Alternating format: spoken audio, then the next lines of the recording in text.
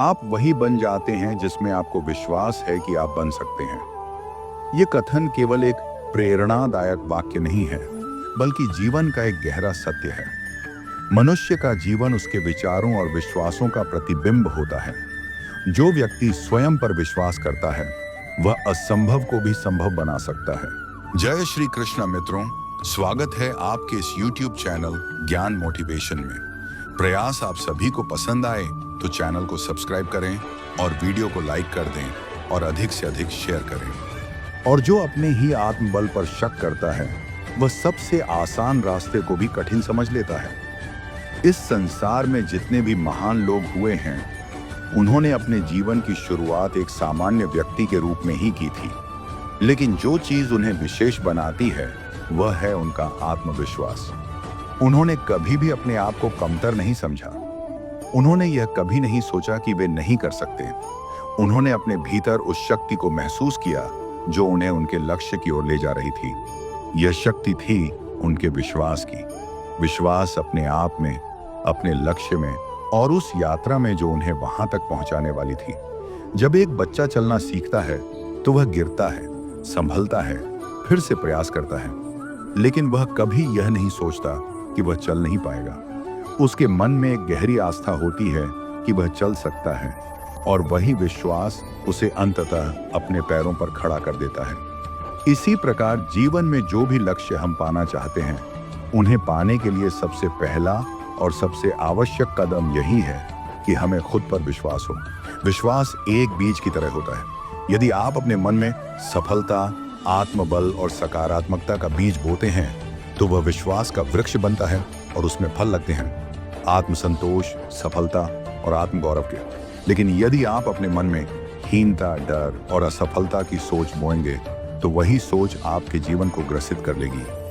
जिस प्रकार एक बीज को खाद, पानी और प्रकाश की आवश्यकता होती है, उसी प्रकार विश्वास को भी सकारात्मक सोच, सतत प्रयास और आत्मनिरीक्षण की आवश्यकता होती है। बहुत से लोग यह सोचकर ही हार मान लेते हैं कि वे किसी योग्य नहीं हैं। वे अपने सपनों को इस डर से छोड़ देते हैं कि शायद वे उन्हें पूरा नहीं कर पाएंगे। लेकिन वे यह भूल जाते हैं कि सपना तभी साकार होता है जब मनुष्य उस पर पूरी निष्ठा और विश्वास के साथ काम करता है। यदि स्वामी विवेकानंद ने यह सोच लिया होता कि वे संसार को कुछ नहीं दे सकते, तो शायद आज हम उठो, जागो और तब तक मत रुको जब तक लक्ष्य की प्राप्ति न हो जाए जैसे प्रेरणादायक वाक्य कभी सुन ही नहीं पाते। मनुष्य का मस्तिष्क एक शक्तिशाली यंत्र है।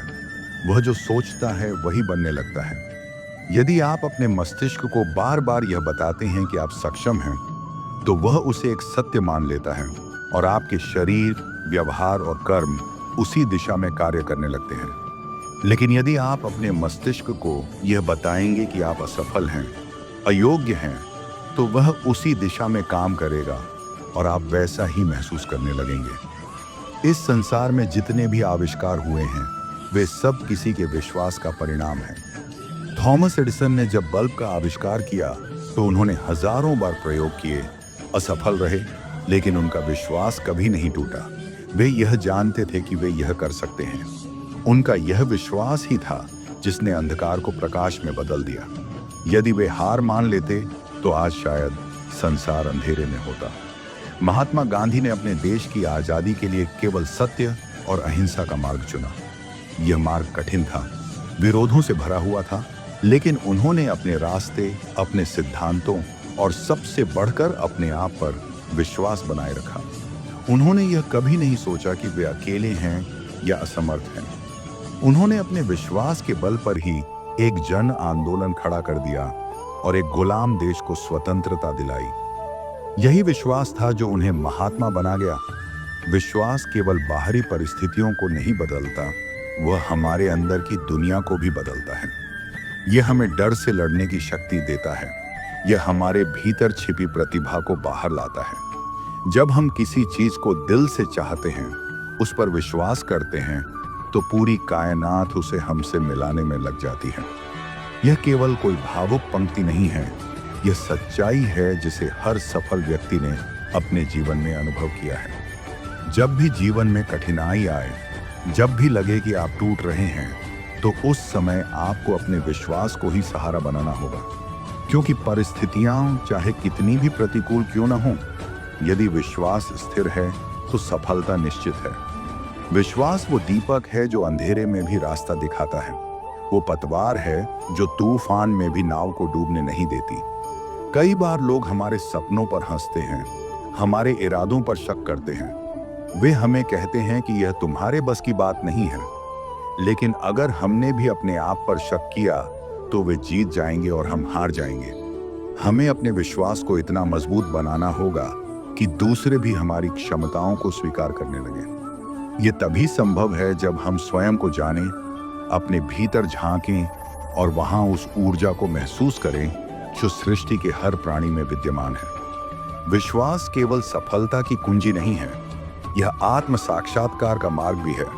जब हम अपने ऊपर विश्वास करते हैं तो हम जीवन को एक नई दृष्टि से देखने लगते हैं। हमें अपने होने का अर्थ समझ में आने लगता है। हम ये जान पाते हैं कि हम केवल एक शरीर नहीं हैं, हम एक चेतना हैं, एक संभावना है, एक उद्देश्य है। हर दिन जब हम उठते हैं तो हमें अपने आप से यह कहना चाहिए, मैं कर सकता हूँ, मैं सक्षम हूँ, मैं विशेष हूँ।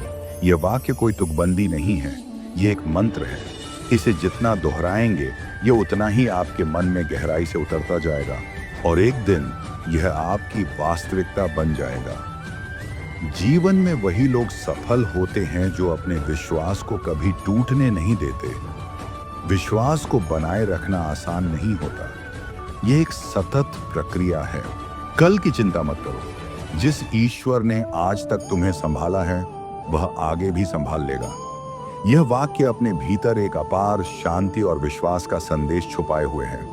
यह वाक्य हमें यह याद दिलाता है कि जब तक हमारे भीतर ईश्वर में आस्था है तब तक हमें चिंता करने की आवश्यकता नहीं है। चिंता मनुष्य की सबसे बड़ी दुर्बलता बन जाती है जब वह यह भूल जाता है कि इस जीवन की डोर किसी और के हाथ में है और वह कोई और नहीं, स्वयं परमात्मा है। मनुष्य का स्वभाव है कि वह भविष्य को लेकर भयभीत रहता है।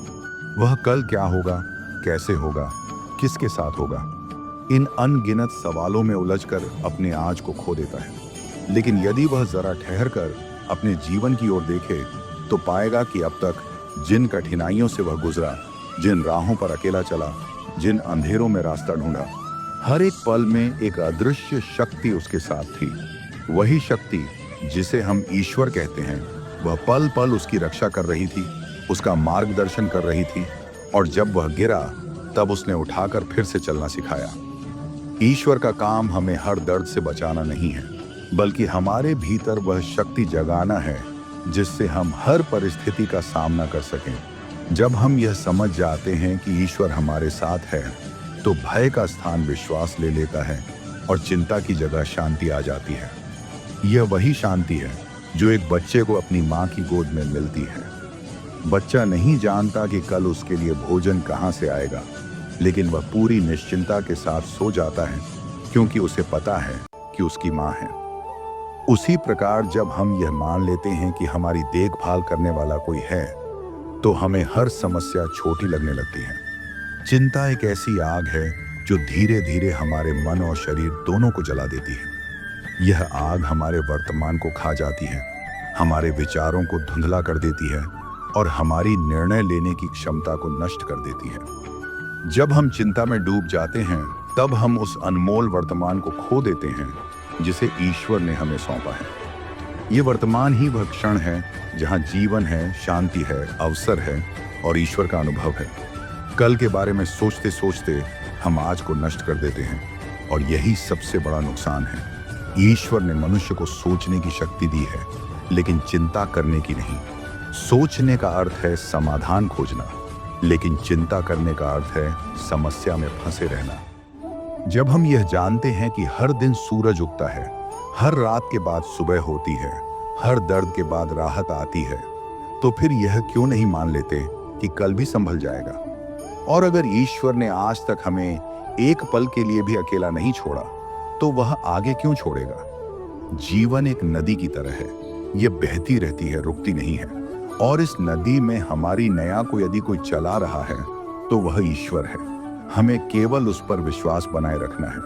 अगर हम हर पल पतवार थामे रखने की चिंता करेंगे तो हम यात्रा का आनंद नहीं ले पाएंगे। लेकिन यदि हम अपनी आत्मा की आंखें खोलें तो देखेंगे कि ईश्वर हर क्षण हमारे साथ है। जब हम अकेले होते हैं, जब हम भीड़ में होते हैं, जब हम हंसते हैं और जब रोते हैं, हर पल हर सांस में वह हमारे साथ चलता है। मनुष्य की चिंता इसीलिए भी बढ़ती है क्योंकि वह हर चीज को अपने नियंत्रण में रखना चाहता है। लेकिन सच्चाई यह है कि जीवन में बहुत कुछ हमारे हाथ में नहीं होता। मौसम बदलते हैं, हालात बदलते हैं, लोग बदलते हैं, यह सब प्रकृति के नियम हैं। लेकिन जो नहीं बदलता वह है ईश्वर का साथ। हमें बस यह समझने की जरूरत है कि जो कुछ भी घट रहा है वह ईश्वर की योजना का हिस्सा है। हर घटना, हर संघर्ष, हर राहत, ये सब किसी गहरी योजना का अंग है जिसे हम शायद अभी समझ न पाए, लेकिन जब समय आएगा तब सब स्पष्ट हो जाएगा। कई बार हमें लगता है कि हमारी प्रार्थनाएं सुनी नहीं जा रही, हमारे आंसू बेकार बह रहे हैं, लेकिन वह शक्ति जो हमें देख रही है वह हमारी हर पुकार को सुन रही है। उसका मौन कोई उपेक्षा नहीं है, वह इंतजार है सही समय का, सही मार्ग का। जैसे एक किसान बीज बोने के बाद धैर्य रखता है, वैसे ही हमें भी अपने जीवन के बीजों को सींचते हुए ईश्वर की प्रतीक्षा करनी चाहिए। चिंता करने से फूल जल्दी नहीं खिलते, लेकिन विश्वास रखने से वे निश्चित रूप से खिलते हैं। जब हम ईश्वर पर भरोसा करते हैं तो हम अपने जीवन को एक सुंदर समर्पण बना देते हैं। समर्पण का अर्थ यह नहीं कि हम प्रयास न करें, बल्कि यह है कि हम प्रयास करें लेकिन परिणाम की चिंता न करें। यही श्रीमद् भगवद गीता का संदेश भी है। कर्म करो, फल की चिंता मत करो। यह फल की चिंता ही तो है जो हमारी सारी ऊर्जा को नकारात्मकता में बदल देती है। अगर हम केवल अपने कर्तव्यों पर ध्यान दें और बाकी सब ईश्वर पर छोड़ दें तो जीवन कहीं ज्यादा सहज, सरल और सुंदर हो सकता है। आज जब हम अपने चारों ओर देखते हैं तो पाएंगे कि अधिकतर लोग चिंता में डूबे हैं। कोई अपने भविष्य को लेकर परेशान है, कोई अपने बच्चों को लेकर, कोई अपने स्वास्थ्य, पैसे या रिश्तों को लेकर। लेकिन अगर हम जरा सा ठहरें और अपने जीवन के उस सफर की ओर देखें जो हम अब तक तय कर चुके हैं, तो पाएंगे कि कितनी बार हमने सोचा था कि अब कुछ नहीं हो सकता और तब अचानक कोई रास्ता बन गया। कितनी बार लगा था कि हम टूट जाएंगे, लेकिन हम उठ खड़े हुए। यही तो ईश्वर की लीला है। जब हम हार मानने लगते हैं तब वह हमें नई ताकत देता है। ईश्वर कभी देर नहीं करता, वह केवल सही समय का चयन करता है। उसका समय हमारे समय से अलग होता है, उसकी दृष्टि हमारी दृष्टि से कहीं विशाल होती है। हम केवल इस क्षण को देख सकते हैं, लेकिन वह संपूर्ण काल को देखता है। इसलिए जब हम यह समझ लेते हैं कि वह सब कुछ जानता है, तो फिर चिंता का कोई स्थान नहीं रह जाता। प्रेम का दूसरा नाम ईश्वर है, और जहां प्रेम है वहां भय नहीं होता। अगर जीवन में कभी अवसर मिले तो किसी के सारथी बनना, न कि स्वार्थी। ये वाक्य जितना छोटा है उतना ही गहरा और अर्थपूर्ण भी है। इसमें जीवन जीने की एक महान सीख छिपी हुई है। ये वाक्य हमें याद दिलाता है कि मनुष्य का असली मूल्य उसकी निस्वार्थता, सेवा भावना और साथ निभाने की योग्यता में होता है, न कि केवल अपने लाभ के पीछे भागने में। हम अक्सर जीवन की दौड़ में इतने व्यस्त हो जाते हैं कि यह भूल जाते हैं कि असली सफलता वही होती है जिसमें हम दूसरों का सहारा बनते हैं, उनका मार्गदर्शन करते हैं, उन्हें आगे बढ़ने में सहायता करते हैं। जीवन एक ऐसी यात्रा है जिसमें हर किसी को किसी न किसी मोड़ पर सहारे की जरूरत पड़ती है। कोई भी व्यक्ति पूर्ण नहीं होता। हर कोई कभी न कभी थकता है, रुकता है, रास्ता भटकता है या टूटने लगता है। ऐसे समय में यदि कोई उसे थाम ले, उसे दिशा दिखा दे, उसका साथ निभा दे, तो वह व्यक्ति फिर से खड़ा हो सकता है और अपने सफर को आगे बढ़ा सकता है। यही सारथी का काम होता है। महाभारत में भगवान श्री कृष्ण ने स्वयं सारथी बनकर यह सिद्ध किया कि जीवन में सबसे महान कार्य वही है जब आप किसी और के जीवन की गाड़ी को सही दिशा में ले जाने में उसकी सहायता करें। वह रथ श्री कृष्ण का नहीं था, लेकिन उन्होंने उसे चलाया, अर्जुन का मार्गदर्शन किया और धर्म की स्थापना में योगदान दिया। यही जीवन का मर्म है। दूसरी ओर स्वार्थी व्यक्ति केवल अपने बारे में सोचता है। वह अवसर को सिर्फ अपनी उन्नति के लिए देखता है। वह यह नहीं सोचता कि उसका कोई कार्य किसी और को हानि पहुंचा सकता है या नहीं। स्वार्थ की यही प्रवृत्ति संसार में अशांति, असमानता और संघर्ष को जन्म देती है। जब व्यक्ति केवल स्वयं के लाभ को सर्वोपरि मानने लगता है, तब वह मानवता के मार्ग से भटक जाता है। ऐसे लोग शायद बाहर से सफल दिखें, लेकिन भीतर से खाली और असंतुष्ट होते हैं, क्योंकि सच्चा सुख केवल सेवा में है, केवल निस्वार्थता में है, केवल किसी और की मुस्कान का कारण बनने में है। आज जब हम समाज की ओर देखते हैं, तो बहुत से लोग दिखाई देते हैं जो केवल स्वार्थवश दूसरों से संबंध रखते हैं। जब तक उन्हें किसी से लाभ होता है, तब तक वह उनके साथ रहते हैं, और जैसे ही लाभ समाप्त होता है, वे दूर हो जाते हैं। ऐसे संबंध खोखले होते हैं, और ऐसे लोग कभी किसी का दिल नहीं जीत पाते। वहीं दूसरी ओर जो लोग दूसरों का साथ निस्वार्थ भाव से देते हैं, उनके प्रति लोगों का स्नेह स्वतः उत्पन्न हो जाता है। ऐसे लोग भले ही पद या धन में अधिक न हों, लेकिन लोगों के दिलों में रहते हैं, क्योंकि अंततः लोग यह नहीं भूलते कि किसने उन्हें कठिन समय में सहारा दिया। जीवन में सारथी बनने का अर्थ है साथ देना, मार्गदर्शन करना, दूसरों की मदद करना बिना किसी अपेक्षा के। ये एक दिव्य गुण है जो हमें हमारे आत्मिक स्वरूप से जोड़ता है। जब हम दूसरों के लिए कुछ करते हैं, तो केवल उनका ही भला नहीं होता, बल्कि हमारा भी आत्मिक उत्थान होता है। ये सेवा की भावना हमें भीतर से मजबूत बनाती है, हमें संतोष देती है और हमारे जीवन को अर्थ देती है।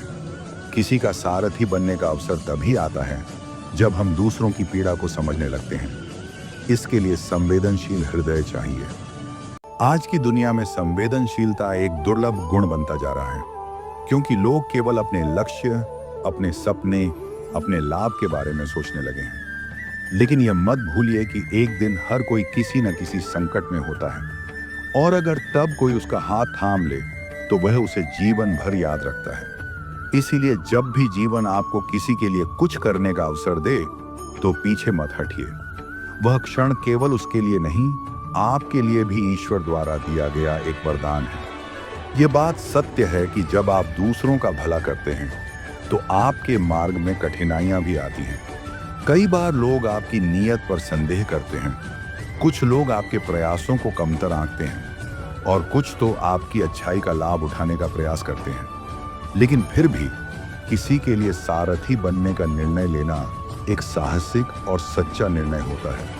यह उस प्रकाश की तरह होता है जो अंधकार में भटके हुए व्यक्ति को राह दिखाता है। भले ही वह प्रकाश स्वयं जले, लेकिन वह किसी और के लिए दिशा बनता है। स्वार्थी बनना आसान है, क्योंकि वह आपके मैं को पोषित करता है, लेकिन सारथी बनना कठिन है, क्योंकि उसमें मैं का त्याग करना पड़ता है।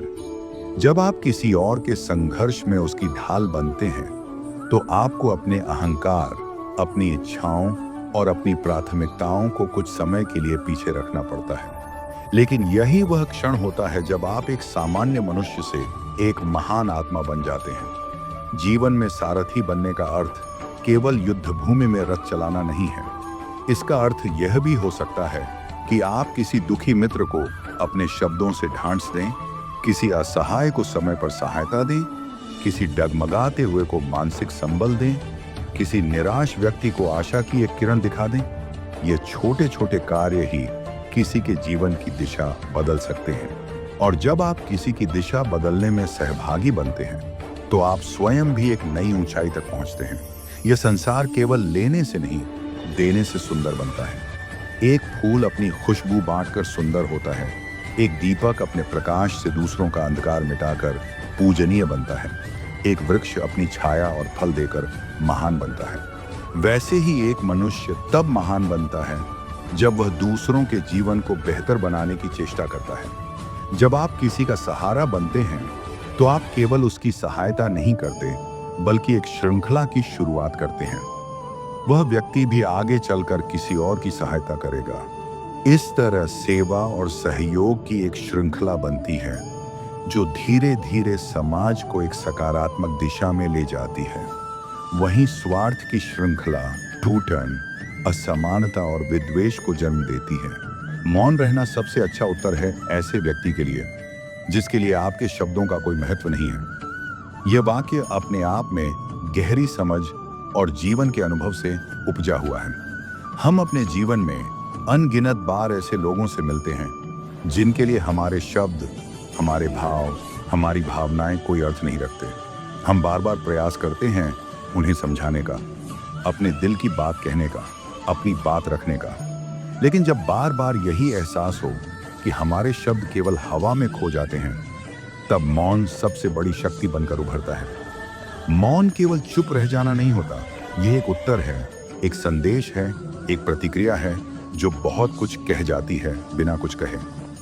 कभी कभी हम अपने विचार, अपनी भावनाएं, अपने तर्क, अपने अनुभव किसी को समझाने में लगा देते हैं। हम यह सोचते हैं कि अगर हम थोड़ा और प्रयास करें, थोड़ा और स्पष्ट करें तो सामने वाला समझ जाएगा। लेकिन जब वह व्यक्ति सुनना ही नहीं चाहता, जब उसके लिए आपकी बातें महत्वहीन हों, जब वह पहले से ही अपने विचारों में अडिग हो, तब आपके शब्द भी शोर बन जाते हैं और उसका कोई प्रभाव नहीं होता। ऐसे में मौन रहना सबसे विवेकपूर्ण मार्ग होता है। मौन का अर्थ पलायन नहीं है, यह कमजोरी का चिन्ह नहीं है, यह आत्म संयम का प्रतीक है, यह आंतरिक शक्ति का परिचायक है। जब आप जानते हैं कि आपके शब्दों को सुनने वाला ही नहीं, समझने वाला ही नहीं, तब अपनी ऊर्जा को बचाकर रखना ही बुद्धिमानी है। मौन तब हमारी आत्मा को टूटने से बचाता है। वह हमें व्यर्थ की बहस, संघर्ष और मानसिक थकावट से सुरक्षित रखता है। कई बार हम उन लोगों को समझाना चाहते हैं जो केवल उत्तर देने के लिए सुनते हैं, समझने के लिए नहीं।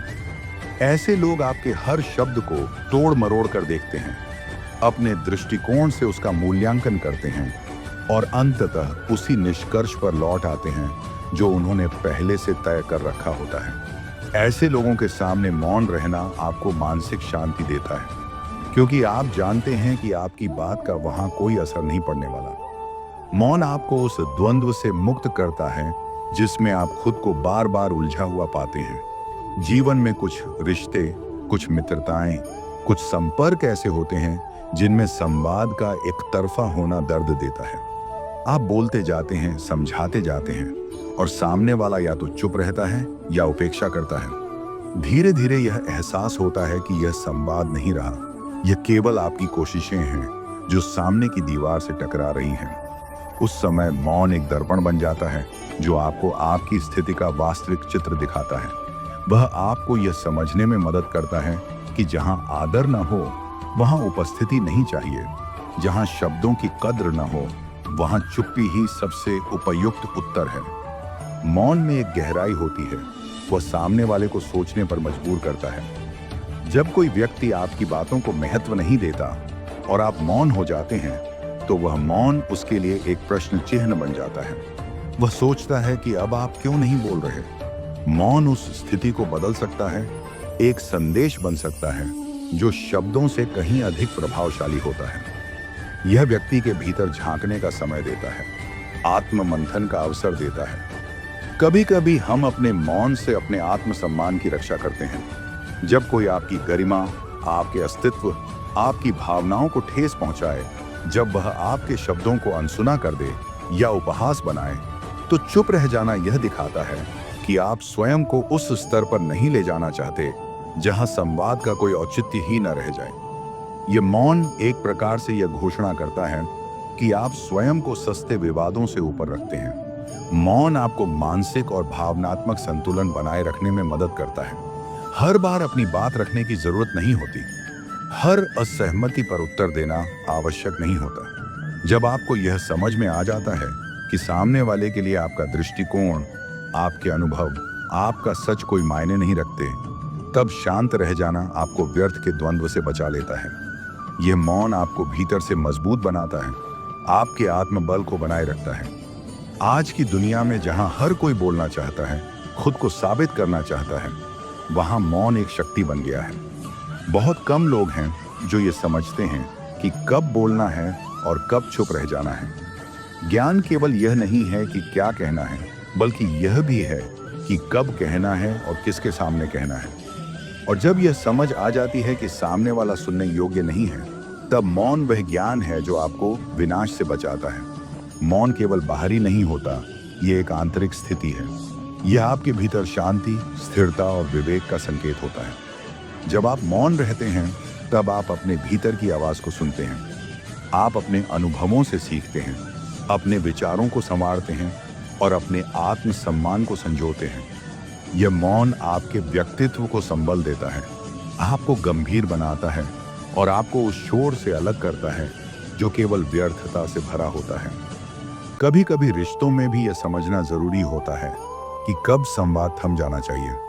जब बार बार की बातें उलझन पैदा करने लगें, जब आपकी भावनाएं उपेक्षित होने लगें, जब हर चर्चा तकरार में बदल जाए, तब मौन एक उपाय नहीं, एक निर्णय बन जाता है। यह निर्णय होता है खुद को उस दर्द से बचाने का जो निरंतर अनसुना किए जाने से होता है। यह आत्मरक्षा है, लेकिन गरिमा के साथ। जब किसी के लिए आपके शब्दों का कोई मूल्य नहीं होता, तब आप जितना बोलेंगे उतना ही अपने मूल्य को गिराएंगे। इसलिए मौन रहना वहां अपने मूल्य को बचाए रखने का तरीका है। यह उस अनमोल ऊर्जा की रक्षा करता है जिसे आप बार बार व्यर्थ खर्च कर रहे होते हैं। मौन वह सीमा रेखा खींचता है जहां से आगे आप अपने आत्मसम्मान को समझते हैं और उसकी रक्षा करते हैं। ऐसे समय में जब हर व्यक्ति अपनी बात को सबसे ऊपर रखने की होड़ में है, मौन एक दुर्लभ गुण बन चुका है। मनुष्य को सदैव अपनी वाणी पर संयम रखना चाहिए, क्योंकि वाणी के द्वारा दिए गए घाव कभी नहीं भरते हैं। ये वाक्य न केवल एक सामान्य उपदेश है, बल्कि यह जीवन के अनुभवों से निकला हुआ गूढ़ सत्य है। हमारे शब्द, हमारी वाणी, हमारे विचारों का स्वरूप होते हैं और यही स्वरूप सामने वाले व्यक्ति के मन पर गहराई से प्रभाव डालता है। यदि वाणी में मिठास हो तो वह संबंधों में प्रेम घोलती है, लेकिन यदि वाणी में कटुता हो तो वह रिश्तों को तोड़ सकती है, आत्मा को घायल कर सकती है और जीवन भर का दर्द दे सकती है। हमारा समाज, हमारी संस्कृति वाणी को बहुत उच्च स्थान देती आई है। भारतवर्ष की परंपरा में वाणी को सरस्वती का रूप माना गया है। जब कोई व्यक्ति कुछ बोलता है तो वह केवल शब्द नहीं कहता, वह अपने विचारों, अपनी भावनाओं, अपने संस्कारों और अपनी मानसिकता का परिचय देता है। एक बात जो जुबान से निकलती है वह सामने वाले के हृदय को छू सकती है या चीर भी सकती है।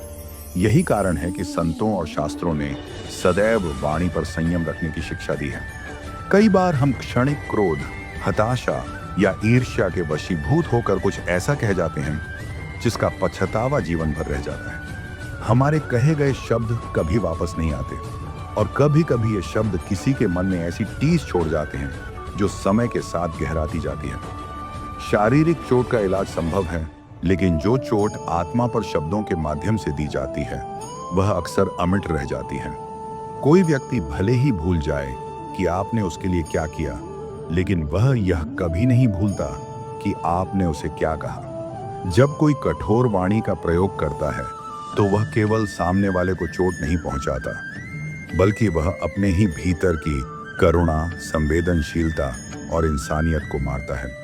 यह देखा गया है कि जिन लोगों की वाणी में संयम नहीं होता, वे अक्सर रिश्तों में अकेले पड़ जाते हैं। उनका क्रोध, उनकी कटुता, उनकी उपेक्षापूर्ण भाषा धीरे धीरे उन्हें अपनों से दूर कर देती है। लोग उनकी उपस्थिति से कतराने लगते हैं, उनकी बातों से डरने लगते हैं और अंततः उनके आसपास सन्नाटा पसर जाता है। मनुष्य जब बोलता है तो वह केवल सामने वाले को प्रभावित नहीं करता, वह स्वयं की भी पहचान करता है। यदि आप मीठा बोलते हैं, सम्मानपूर्वक बोलते हैं, तो लोग आपकी बातों को महत्व देंगे, आपके विचारों को स्वीकार करेंगे और आपके आसपास एक सकारात्मक वातावरण बनेगा। लेकिन यदि आपकी वाणी में तिक्तता, अपमान या अभिमान है, तो लोग धीरे धीरे आपसे कटने लगेंगे। आपकी विद्वता भी व्यर्थ हो जाएगी यदि आपकी भाषा में सौम्यता नहीं है। कभी कभी हम सोचते हैं कि सच बोलना जरूरी है, चाहे जैसे भी बोला जाए, लेकिन यह सत्य भी तभी प्रभावशाली होता है जब वह प्रेम, संवेदना और विनम्रता के साथ कहा जाए। कठोर सत्य भी यदि करुणा के साथ कहा जाए तो वह सामने वाले को आहत नहीं करता, बल्कि उसे सच स्वीकार करने की शक्ति देता है। लेकिन वही सत्य यदि अहंकार या कटुता के साथ कहा जाए तो वह केवल आक्रोश और विद्वेष को जन्म देता है। इसलिए वाणी पर संयम केवल सज्जनता का विषय नहीं है, यह बुद्धिमत्ता का प्रमाण है। एक बार बोला गया वचन लौटता नहीं है, वह सामने वाले के मन पर अंकित हो जाता है। कई रिश्ते केवल एक कठोर वाक्य से टूट जाते हैं। कई दिल केवल एक तिरस्कारपूर्ण टिप्पणी से हमेशा के लिए बिछड़ जाते हैं। ऐसे में यह आवश्यक हो जाता है कि हम बोलने से पहले सोचें, ये विचार करें कि जो हम कहने जा रहे हैं उसका प्रभाव क्या होगा। क्या वह किसी को दुखी करेगा? क्या वह किसी के आत्मसम्मान को ठेस पहुंचा सकता है? क्या वह किसी को भीतर से तोड़ सकता है? किसी को चोट पहुंचाना बहुत आसान है, लेकिन उसे फिर से जोड़ना असंभव सा होता है। इसलिए संतुलित वाणी, संवेदनशील शब्द और संयमित भाषा ही जीवन के हर क्षेत्र में हमारी सबसे बड़ी पूंजी है। चाहे वह पारिवारिक जीवन हो, सामाजिक जीवन हो या कार्य क्षेत्र, हर जगह हमारी वाणी ही हमारे व्यक्तित्व की छाया बनकर चलती है। लोग हमारे कपड़ों, रूप रंग या पद से नहीं, बल्कि हमारी भाषा से हमारे बारे में राय बनाते हैं। हम जब बच्चों से बात करते हैं तो हमारी वाणी उनके कोमल मन पर गहरा प्रभाव छोड़ती है। यदि हम उन्हें बार बार अपमानित करें, उन पर कटु शब्दों का प्रयोग करें, तो वे भावनात्मक रूप से असुरक्षित हो जाते हैं। वे आत्मविश्वास खोने लगते हैं। इसी प्रकार यदि हम उन्हें प्रेम पूर्वक, समझदारी से, सम्मान के साथ समझाएं, तो वे न केवल हमारा कहना मानते हैं, बल्कि जीवन में उन बातों को अपनाते भी हैं। यह केवल बच्चों पर लागू नहीं होता, यह हर व्यक्ति पर लागू होता है, चाहे वह छोटा हो या बड़ा। वाणी पर संयम का अभिप्राय यह भी नहीं है कि हम सदा चुप रहें या अपनी बात न रखें। इसका अर्थ है अपनी बात को इस प्रकार कहें कि वह सामने वाले के दिल को ठेस न पहुंचाए, बल्कि उसे सोचने पर मजबूर करे। ऐसा कहना जो आत्मा को न छुए वह केवल शोर है, लेकिन संयमित वाणी में वह शक्ति होती है कि वह हृदय को स्पर्श करती है, मन को प्रभावित करती है और व्यक्ति को दिशा देती है। वाणी वह तीर है जो एक बार निकल जाए तो वापस नहीं आता, लेकिन यह तीर प्रेम का भी हो सकता है और घृणा का भी। यह हमारे ऊपर है कि हम इसे किस उद्देश्य से चलाते हैं। यदि हम चाहते हैं कि हमारे संबंध मधुर रहें, हमारे आसपास लोग हमें प्रेम और आदर दें, तो सबसे पहले हमें अपनी वाणी पर ध्यान देना होगा। क्योंकि कोई भी व्यक्ति यह नहीं भूलता कि आपने उससे कैसे बात की थी। यह बात उससे कहीं अधिक महत्वपूर्ण होती है कि आपने क्या कहा। कभी कभी एक छोटा सा शब्द किसी का दिन बना सकता है, किसी को जीवन में नई दिशा दे सकता है या किसी को निराशा से बाहर निकाल सकता है। उसी प्रकार एक कठोर या अपमानजनक वाक्य किसी का आत्मबल तोड़ सकता है, उसे अंदर से कमजोर कर सकता है और यहाँ तक कि जीवन से विश्वास भी छीन सकता है। मनुष्य को जीवन में कभी निराश नहीं होना चाहिए, क्योंकि कमजोर आपका वक्त होता है, आप नहीं। यह केवल एक वाक्य नहीं है, बल्कि जीवन का वह सत्य है जो हर उस व्यक्ति को प्रेरणा देता है जो कठिनाइयों से जूझ रहा होता है। मनुष्य का जीवन एक यात्रा है जिसमें सुख और दुख, सफलता और असफलता, आशा और निराशा सब कुछ आता है। लेकिन जो व्यक्ति यह समझ लेता है कि वह परिस्थितियों से बड़ा है, वह कभी टूटता नहीं, कभी थकता नहीं और कभी हारता नहीं। हमारे जीवन में कई बार ऐसे क्षण आते हैं जब लगता है कि सब कुछ समाप्त हो गया है।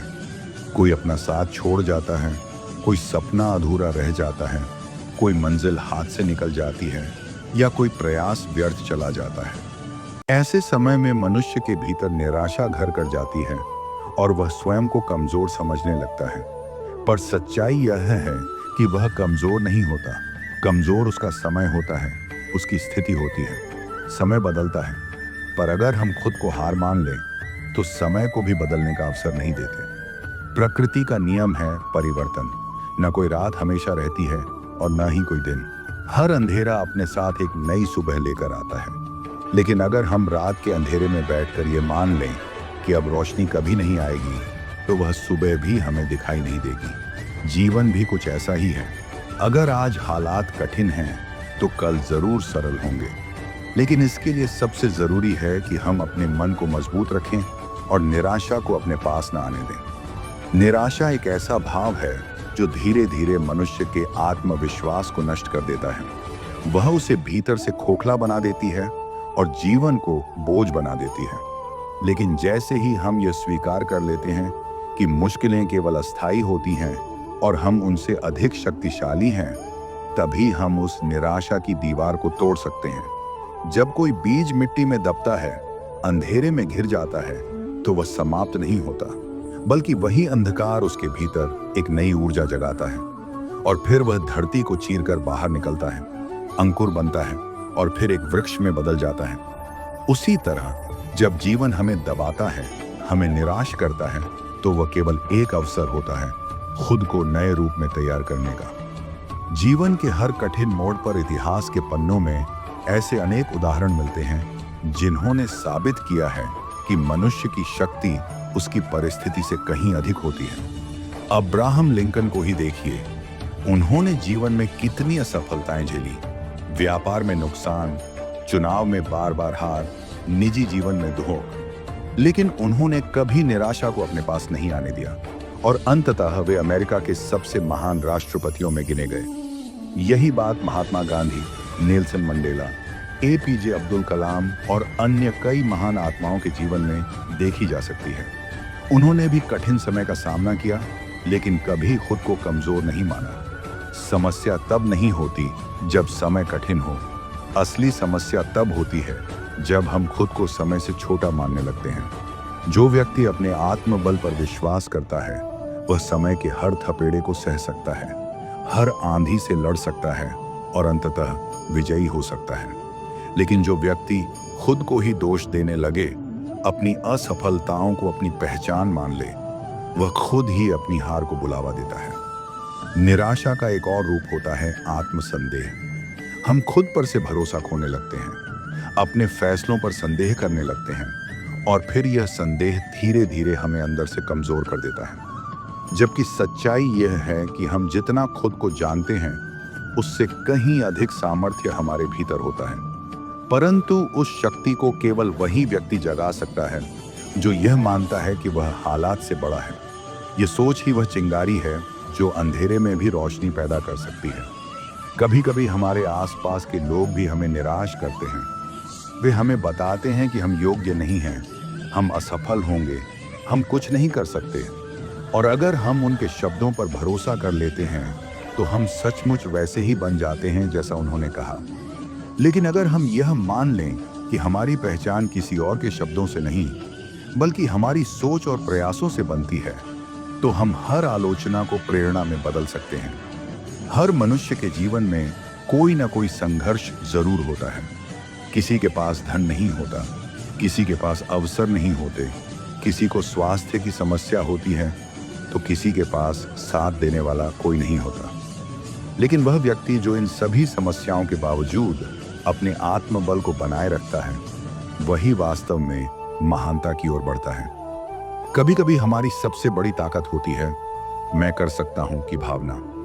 ये भावना जितनी सरल लगती है, उतनी ही शक्तिशाली होती है। जीवन में निराशा तभी आती है जब हम परिणाम पर केंद्रित होते हैं और प्रक्रिया को भूल जाते हैं। जब हम यह सोचते हैं कि हमें सफलता तुरंत मिलनी चाहिए, तभी हम हर विफलता को एक अंत की तरह देखने लगते हैं। लेकिन अगर हम यह मान लें कि हर असफलता हमें कुछ सिखाने आई है और यह भी यात्रा का ही हिस्सा है, तो हम निराश नहीं होंगे। जिस प्रकार एक पत्थर को तराशते समय कई बार चोटें लगाई जाती हैं, उसी तरह जीवन भी हमें बार बार परखता है। लेकिन यदि हम टूट जाएं, तो वह कला कभी निखर नहीं पाएगी। मनुष्य का वास्तविक परिचय कठिन समय में होता है। जो व्यक्ति विपरीत परिस्थितियों में भी मुस्कुरा सके, जो संघर्ष के बीच भी उम्मीद का दामन थामे रखे, जो हार के बाद भी प्रयास करना न छोड़े, वही असल में विजेता होता है। और यह भावना तभी आती है जब हमें यह विश्वास हो कि कमजोर हमारा वक्त है, हम नहीं। हर एक रात के बाद सवेरा होता है, हर एक सर्दी के बाद वसंत आता है और हर एक आंसू के बाद मुस्कान लौटती है। जीवन भी इसी तरह आगे बढ़ता है, उतार चढ़ाव के साथ। लेकिन जो व्यक्ति केवल चढ़ाव का इंतजार करता है और उतरते ही बैठ जाता है, आत्मा का अंतिम लक्ष्य होता है परमात्मा से मिल जाना। यह वाक्य केवल आध्यात्मिक दर्शन की परिभाषा नहीं है, बल्कि संपूर्ण मानव जीवन का सार है। जब हम आत्मा और परमात्मा के बीच के इस दिव्य संबंध को समझने लगते हैं, तब हमें जीवन का उद्देश्य स्पष्ट रूप से दिखाई देने लगता है। ये केवल एक विचार नहीं, बल्कि वह चिरंतन सत्य है जो सृष्टि की उत्पत्ति से लेकर आज तक विद्यमान है और रहेगा। हमारा शरीर नश्वर है, परिवर्तनशील है, समय के अधीन है। ये जन्म लेता है, बढ़ता है, बूढ़ा होता है और अंततः मृत्यु को प्राप्त होता है। परंतु आत्मा जो इस शरीर में विद्यमान है, वह न तो जन्म लेती है, न ही मरती है। वह शाश्वत है, अविनाशी है और यही आत्मा एक दिन अपने स्रोत परमात्मा में विलीन हो जाना चाहती है। यही उसका अंतिम लक्ष्य है। आत्मा और परमात्मा का संबंध उसी प्रकार है जैसे एक जल की बूंद और समुद्र का। बूंद का अस्तित्व तब तक अलग दिखता है जब तक वह समुद्र से अलग है, पर जैसे ही वह समुद्र में मिल जाती है, उसका व्यक्तिगत अस्तित्व समाप्त हो जाता है और वह समुद्र का ही एक रूप बन जाती है। आत्मा भी जब तक इस भौतिक संसार में शरीर के साथ बंधी होती है, तब तक वह सीमित होती है, सुख दुख से प्रभावित, मोह माया में उलझी हुई। लेकिन जब वह परमात्मा में लीन हो जाती है, तब वह अपनी असली पहचान को प्राप्त करती है। शुद्ध, अनंत, अकलंक और अद्वितीय। मनुष्य का जीवन केवल खाने, पीने, काम करने और मृत्यु की ओर बढ़ने की प्रक्रिया नहीं है। यह एक यात्रा है, आत्मा की यात्रा। यह यात्रा कई जन्मों तक चलती है, कई अनुभवों से गुजरती है, कई कर्मों का फल भोगती है और अंततः तब जाकर आत्मा स्वयं को पहचानने लगती है, अपने मूल स्वरूप को अनुभव करती है और उस दिव्य मिलन की ओर अग्रसर होती है जिसे मोक्ष कहा गया है। यही आत्मा का अंतिम लक्ष्य है, परमात्मा से मिलन। लेकिन यह मिलन सरल नहीं है। यह तभी संभव होता है जब आत्मा इस संसार की माया, इच्छाओं, लालसाओं और अहंकार को त्याग देती है। जब वह जान लेती है कि जो कुछ भी वह देख रही है, अनुभव कर रही है, वह सब क्षणिक है, नश्वर है और सच्चा सुख केवल उसी में है जो अनश्वर है, तभी वह उस दिशा में बढ़ती है जहां उसका सच्चा घर है, परमात्मा की शरण में। जब हम वेदों, उपनिषदों, भगवत गीता और संतों के वचनों को पढ़ते हैं, तो हमें बार बार यह बात मिलती है कि आत्मा का स्वभाव ही दिव्यता है। वह स्वयं में पूर्ण है, परंतु जब वह शरीर धारण करती है, तब उसकी चेतना सीमित हो जाती है। यह माया की जाल है जो आत्मा को उसकी असली पहचान से दूर कर देती है। इसी कारण जीवन में भ्रम पैदा होता है, मोह जन्म लेता है और मनुष्य अपने लक्ष्य को भूल जाता है। लेकिन जब वह आत्मा अपने भीतर झांकती है, ध्यान करती है, साधना करती है, तो धीरे धीरे उसे यह बोध होता है कि वह इस संसार की नहीं, बल्कि उस परम तत्व की संतान है जिसे हम परमात्मा कहते हैं। कबीरदास ने कहा था, जल में कुंभ, कुंभ में जल है, बाहर भीतर पानी। फूटा कुंभ जल जल ही समाना, यह तटकथ हो ज्ञानी। यह दोहा आत्मा और परमात्मा के मिलन को अत्यंत सुंदर रूप में प्रस्तुत करता है। आत्मा और परमात्मा के बीच का संबंध भी ऐसा ही है। दोनों एक ही तत्व के दो रूप हैं। जब आत्मा का अहंकार, मोह, कामनाएं समाप्त हो जाती हैं, तब वह पुनः उसी में विलीन हो जाती है जहां से वह आई थी। यहाँ यह समझना आवश्यक है कि आत्मा और परमात्मा का मिलन कोई भौतिक घटना नहीं है।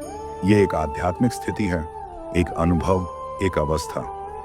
जब आत्मा यह जान लेती है कि वह शरीर, नाम, रूप, रिश्तों से परे है, तब वह स्वतः उस परम स्थिति में पहुंच जाती है जहां परमात्मा की अनुभूति होती है।